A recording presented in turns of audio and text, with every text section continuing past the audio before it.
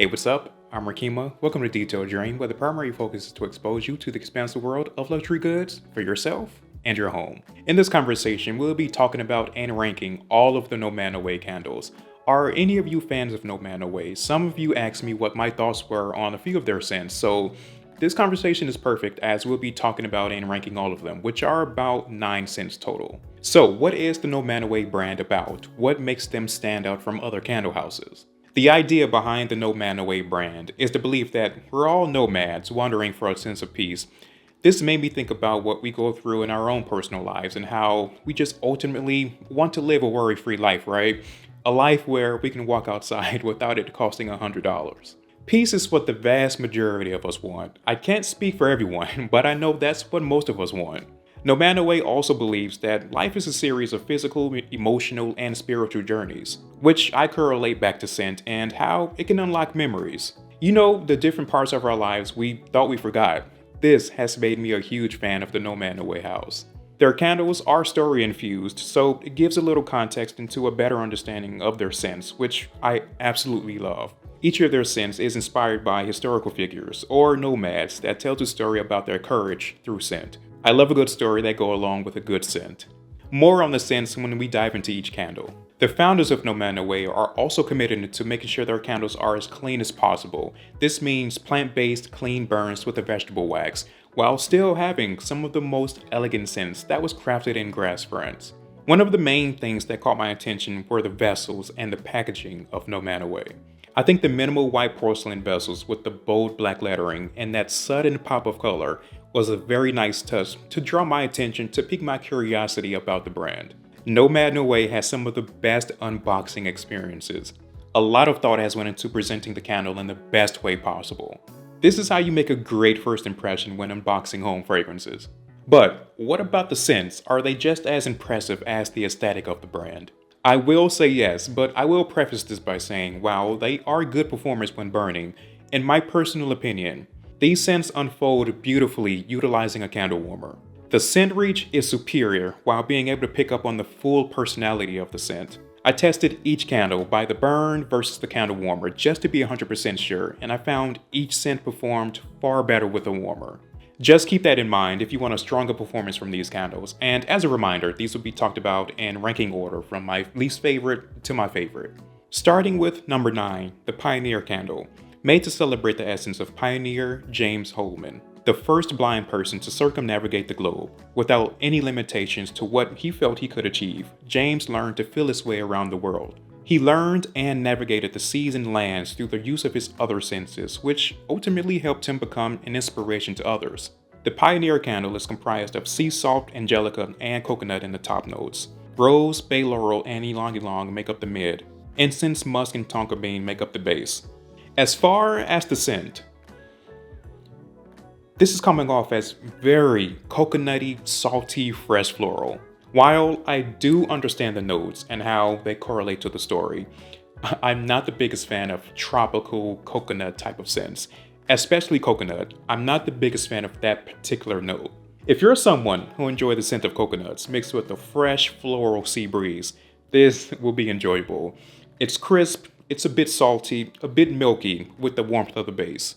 It's great for a humid summer afternoon when you just need a mental escape from the heat. But for me personally, the Pioneer scent sits at the number 9 spot. I will say, for the rest of these candles, they were really hard to rank. I really enjoy them all equally, but I rank them anyways. Number 8, we have the Hero scent. This scent celebrates the essence of Hero Mansaku, the king of the Mali Empire in West Africa in the 14th century. During his reign, Mansa left his throne to explore the world. It's also believed by some that Mansa connected Africa to the Americas long before European explorers. The more you know. The Hero scent is beautifully comprised of bergamot, rosemary, and cardamom in the top notes, vanilla, benzoin, and cinnamon in the mid, tonka bean, amber, and patchouli in the base. Now, this is more of what I love in a scent. This is a sweet, bright scent with some warmth to it as well. What my notes mostly pick up with this scent are those prominent mid notes. Creamy vanilla, blended with the benzoin with a light touch of cinnamon, is well done. I'm not getting much of the top notes in this. I would have assumed that the cardamom and the rosemary would have been on the stronger side, but I'm mostly picking up those strong mid notes. And as the wax melts, those prominent base notes are introduced, adding the warmth to the scent. Overall, this is a great sweet warmth. I absolutely love the vanilla in this. For number 7, I'm going with the luxurious scent of Visionary. This scent celebrates the essence of visionary Shahanshah. Shahanshah translates to the King of Kings, and the person that was given this historical title was Shah Abbas, considered one of the greatest rulers in Iranian history. He was known for establishing a strong economy when he came into power. The city of Esfahan became one of the most beautiful cities in the world, which led to its golden age. I've never been, but it's a place I would love to experience in person. It looks very majestic.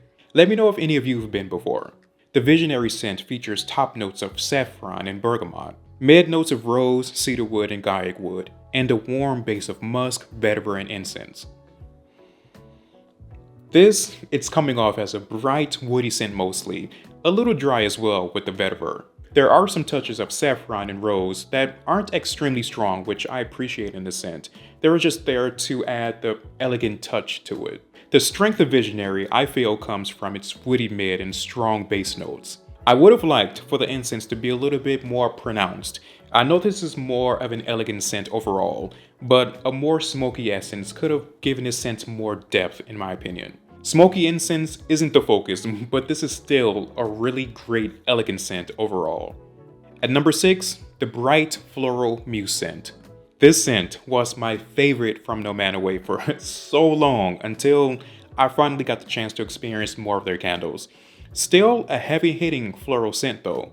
The muse scent pays homage to Mother Nature and the first inhabitants of Wyoming, Native Americans, who ultimately respected Mother Nature for who she was, taking only what was necessary, and in turn, Mother Nature provided them with sustainability. I wish it was honestly still that way, but the muse scent was made to remind you of the beauty and the wilderness of Wyoming. Simply put, it's the reminder that humans are of a natural world and not its masters. This has beautiful, bright notes of bay rose, peony, tangerine, and magnolia in the top, wild rose, iris, and cedarwood in the mid, musk, lily, amber, and sandalwood in the base. This is a very bright floral focused scent, but not overwhelming. Extremely well done. That bay rose, peony, and magnolia are quite prominent from the cold throat to the hot throat, and mixing those florals with wild rose, iris, and lily, this scent unfolds into a beautiful burst of soft, bright florals. Bringing out a little more of that sweet citrusy tangerine, I think would have added a juicy sweetness to the scent that would have taken this to another level. Something that makes it stand out more than just being a heavy floral focused scent. I really do enjoy this scent though. I believe this is my third one, I just ran out of my second, so I do get pretty good use out of it. For number 5, we have the Lover scent. I would have assumed that this scent was going to be a rose type of scent to go along with the name Lover and the color of red. I was wrong, but the scent is still just as noticeable. The focus for this candle is the essence of a lover in Jerusalem, being grounded in the hearth of a fireplace heated by the Mediterranean sun. This is a quest to realize and offer a true love for oneself. A moment of time becomes infinite through the love found for yourself. Lover is a robust scent with top notes of green fig and sandalwood, galbanum and petitgrand in the mid, fig tree wood and patchouli in the base. This is a heavy, green, earthy fig focused scent, and is quite prominent from the moment you put your nose to it to the burn of it. And adding in the petitgrand on top of the fig notes adds another element of green woodiness. The fig isn't creamy or sweet like you get with some other fig focused candles. If anything, I'm getting a very deep earthiness mixing extremely well with the green woodiness of fig, and maybe a little dry woodiness as well. I find this to be a very peaceful type of scent. This reminds me of the early morning right before the sun rises. Think of morning dew forming on fig trees, so you get that fresh, crisp green scent mixing with damp wood and damp soil. This is a beautiful scent. Number 4 though, the scent of Poet is truly remarkable. At least for me it is. Poet celebrates the essence of Kijin. She was a celebrated poet that had a deep ambition to learn. She defied the societal norms at the time by unbinding her feet, leaving her home to pursue an education abroad in Japan. She then used her knowledge and ambition and served as a revolutionary, fighting against the government and liberation of Chinese women. While researching for this conversation, I read a few of her poems and came across one I think was written beautifully that perfectly depicts her life and this candle. I'll place it here if you want to pause and read it. As far as the scent, gardenia and bamboo are found in the top. Tuberose make up the mid, and jasmine for the base. This scent is a white flower bomb, which, if you know, I'm a sucker for, especially anything with jasmine in it. But the gardenia, it's very prominent from the moment you smell it, but you quickly find the bright touch of tuberose. Now, amongst those strong white florals in the top and the mid, you start to pick up on the muskiness of the jasmine, which is a very nice touch. There aren't many notes in this scent, and it doesn't really need anything else in my opinion. The focus is white florals. Yes, there is bamboo in the top, but it's pretty much drowned out next to these white florals. This is for the person who doesn't mind strong floral scents, or white florals more specifically. The gardenia can be turned down just a little, but that's just because I want to smell more of the jasmine. Now, for the top 3. At the number 3 spot, we have the citrusy burst of Rebel. This candle celebrates the essence of Maria Quiteria. Maria has sort of a Mulan story. She was the Mulan before Mulan. Maria enlisted in the Brazilian army disguised as a man in an effort to fight for her people's independence. I would say she was very successful because even though she was outed, her skills spoke for itself, which led to her being promoted to cadet and then to a lieutenant. She was also decorated with the Imperial Order while accomplishing her mission of bringing peace to her people. Legendary. The Rebel scent is a robust scent of citruses and white florals. Neroli, gardenia, bergamot, and tangerine are found in the top. Orange blossom, jasmine, and magnolia in the mid. Tuberose, incense, lily of the valley in the base. This scent is full of notes that work very well together. White florals and citruses make some of the best pairings for scents. There's just something about sweet, juicy citrus mixing with the soft elegance of white florals that will always create a great smelling scent. So of course, naturally for me, this scent stands out in the Nomad Noé lineup. And I'm not picking up one aspect more than the other. Oh, I get the vast array of white florals, but it's equal to the citrus. And this isn't a complex scent in any way. It's pretty much straightforward with smelling each note from the cold throw to the hot throw. I would personally utilize this scent on a bright, sunny morning, the type of day where I have no plans. At the number 2 spot, I'm giving it to the sweet, warm, smoky, spicy scent of Dreamer. One of the absolute best scents from Nomad Noé. In my opinion, of course. The Dreamer candle celebrates the essence of Ada Overton Walker, an African-American vaudeville performer. This is the perfect timing for Black History Month because Ada's story is very inspiring. The work and life of this Black woman was incredible. Ada pushed the boundaries in Black show business when she had a vision of a world with dignified and respected Black show business artists who didn't have to demean themselves on stage or settle for anything less than they were deserved. This mindset was definitely ahead of her time. It's crazy that this very thing is still happening today in some ways. That's a conversation for another day. But what Ada has done so early on helped so many young Black artists step into their own light and recognition. Learning about Ada's story for this conversation brought a smile to my face. She was definitely a dreamer. If it wasn't for Nomad Noé celebrating her with this scent, I don't think I would have come across Ada's story, or any of these other stories for that matter. The scent of Dreamer is rich with a sweet warmth. Leather, birch, and raspberry in the top notes. Moss, vanilla, clove, violet, and iris in the mid. Cedarwood, guaiac tobacco, musk, and patchouli in the base. Right at first sniff, my nose pick up the woody, smoky birch with a leathery touch. There is a sweet aspect to it as well from the cold throw. It could be from the juicy raspberry, but I do smell a creamy, sweet vanilla. And when burning, there's the introduction of that deep bass that adds a dry, musky smokiness. This is the type of scent I can see most people enjoying. It has the type of personality that's warm, it's sweet, it's woody, it's smoky. The type of scent that caters to a wide range of scent preferences. Utilizing this with a candle warmer, especially utilizes this scent full capability. It's definitely a scent for the dreamer.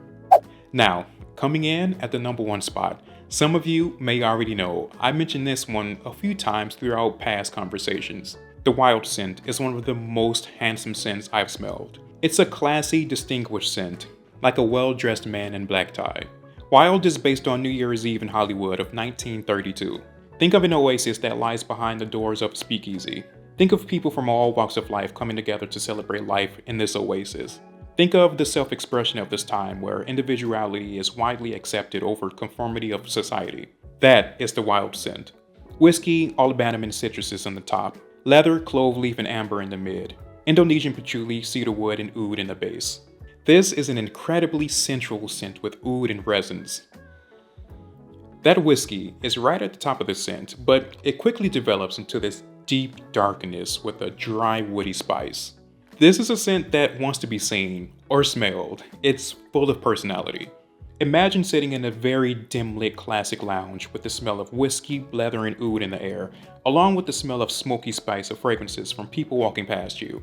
This is definitely a scent that can take you to that place, and a scent that I love to enjoy during evening hours. If you wanted to be transported back in the day to one of those speakeasies, this scent can definitely help with that.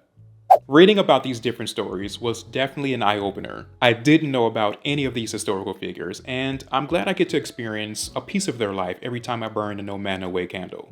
This is what I love about HomeFragrance. Candle houses that create candles with meaning, an art form that smells amazing. Let me know if you have any Nomad Noé candles in your collection and what's your favorite.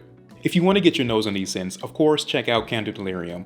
I believe they have all the scents there. Speaking of which, I have to pay them a visit because I have to make a couple pickups. Candle season, it's all year long.